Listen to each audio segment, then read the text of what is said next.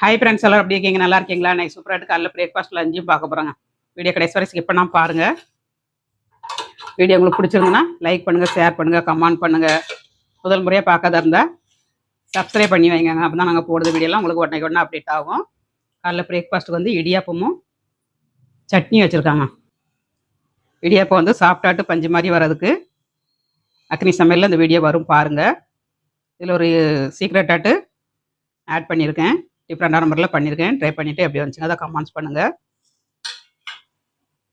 சட்னிங்க, சட்னி வந்து அரைச்சி வடிகட்டி தாளித்து வச்சுருக்கேன். நம்ம தேங்காய் பால் எடுக்கிற மாதிரி சட்னி வடிகட்டி எடுக்கணுங்க.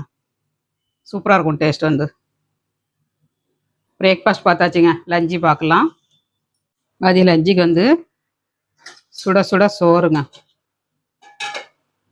சுட சுட சோறு, அப்புறம் காராமணி குழம்பு, மாங்காய், கத்திரிக்காய், மஞ்சள் பூசணி, முருங்கைக்காய், தக்காளி எல்லாம் போட்டு காராமணி குழம்புங்க.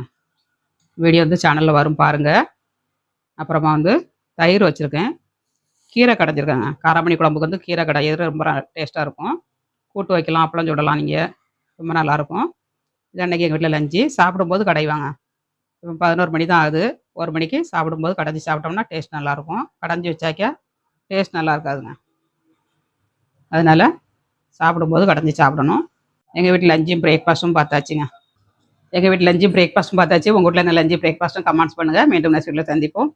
பாய்.